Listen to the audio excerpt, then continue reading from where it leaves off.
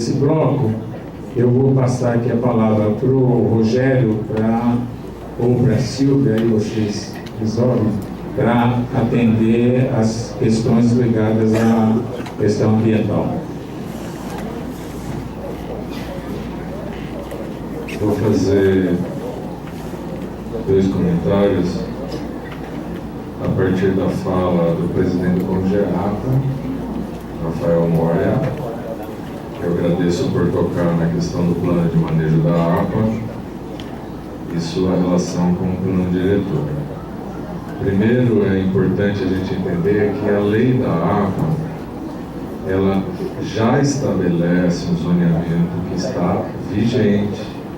O zoneamento da lei da APA, ele está vigente até eventual revisão que saia de um processo que o CONGEAPA tem contribuído muito, da elaboração do plano de manejo da APA.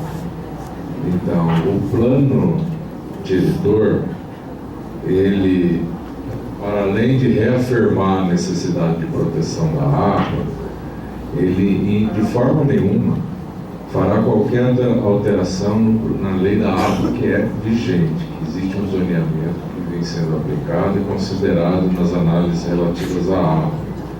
E o plano de manejo vai trazer os subsídios, com participação do Conselho e da sociedade, para eventualmente atualizá-lo e, inclusive, ser mais restritivo nas situações em que isso for o caso. Detalhar o plano de manejo da APA vai ser uma grande contribuição para fortalecer a aplicação do zoneamento já existente pela lei da APA na região. Então, o plano diretor respeita esse processo em curso, respeitará esse processo em curso, de forma que a discussão que o Conselho vem fazendo, junto com uma equipe técnica que faz gestão do contrato da APA, que pela primeira vez saiu do papel após mais de décadas de postergação, é respeitado com certeza na discussão do plano diretor. Vocês estão contribuindo para 1/3 do território e para o aprofundamento do zoneamento de 1/3 do território, que é a APA Campinas. À medida que vocês participam, desde o grupo de trabalho que iniciou o termo de referência para a contratação do plano de manejo da APA, o plano diretor em nenhum momento ele desconsiderará esse processo. Esse processo da APA é quase que 1/3 do território da cidade. Ele vem sendo construído e será construído e respeitado o processo que está em curso. Então, acho que eu fui claro em relação a isso. A segunda colocação em relação ao Parque do Barão, o Plano do Verde ele considerou a área uma área importante de função ecológica,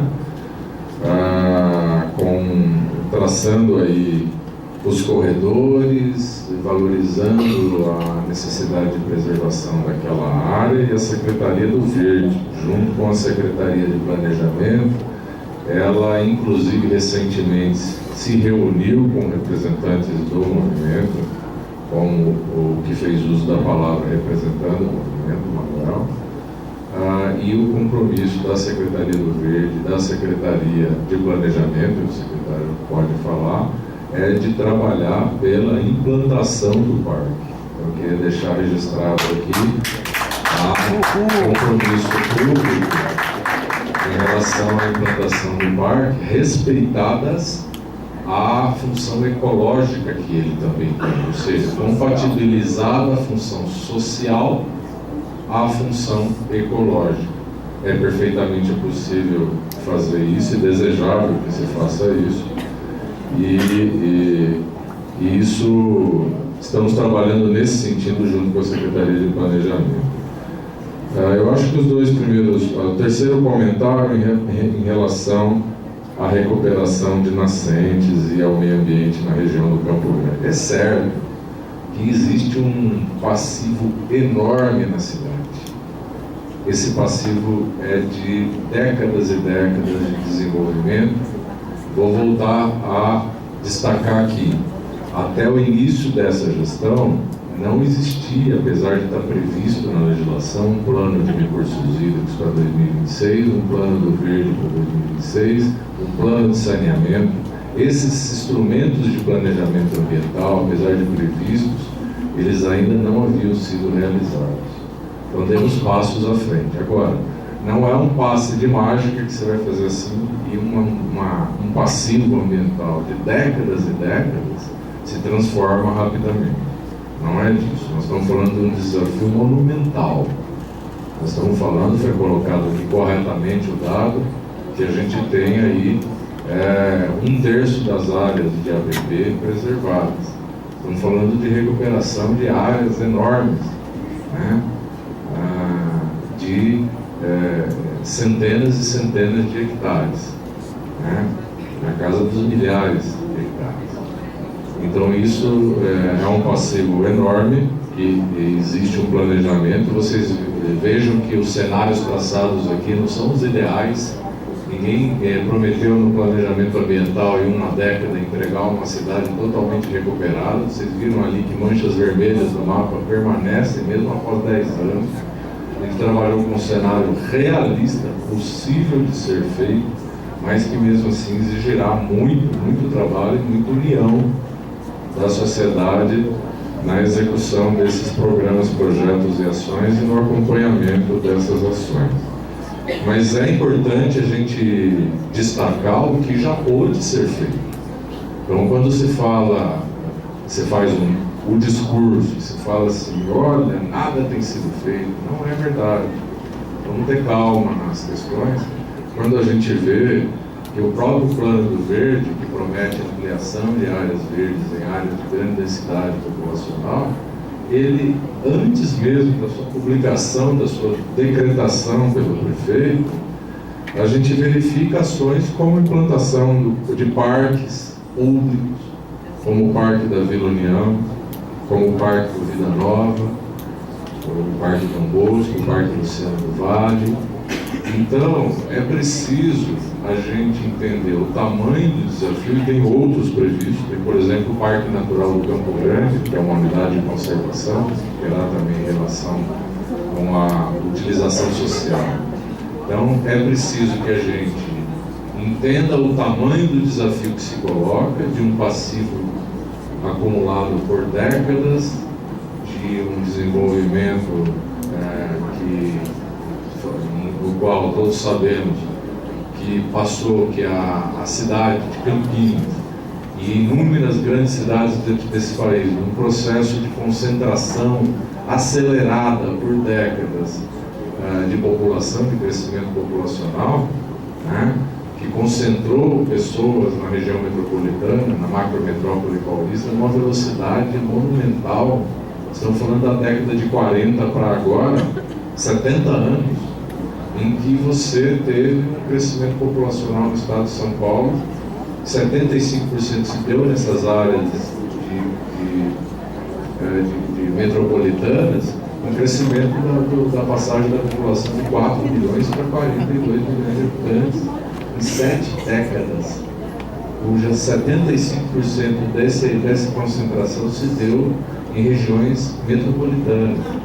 Então, existe um passivo enorme que levou à degradação de nascentes, de córregos, aos déficits de saneamento, de habitação, de ocupação de áreas inadequadas e que precisa ser enfrentado.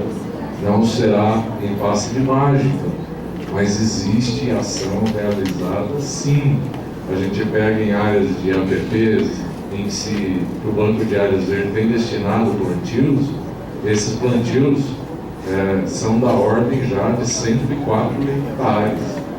É um começo dentro dos milhares de hectares que a gente tem por recuperar, é um começo, mas existem passos sendo dados consistentes de planejamento ambiental e de implementação de obras, de parques, de unidades, como de fato já aconteceu nos casos citados. Eu acho que eu fiz aqui comentário pelo menos de 3 perguntas que foram feitas. Obrigado por isso. Rogério, só um minuto. Pois não. Eu falei sobre a região do Campo Belo, e a Lagoa do São Domingos era um dos projetos parque linear, e até agora não foi muito mais que nem a pista de clube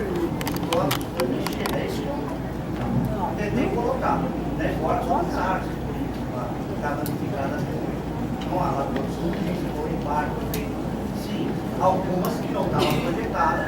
Ô Zezinho, vamos. Termina aí o que você tem que falar, depois a gente. Não, tudo bem. Tá bom, vou passar para ele falar sobre o Campo Belo. A Lagoa do São Domingos está contemplada no planejamento, ainda não se revitalizou ali o entorno da lagoa, mas ele está contemplado no planejamento feito desses parques lineares e do entorno das lagoas que vão ser revitalizadas. Elas estão dentro das áreas previstas. Rogério, e a lagoa do Parque do Rio das Pedras, perto do Dom Pedro, está nessa etapa para poder ficar pronta? Ó, Alexandre, se a gente for...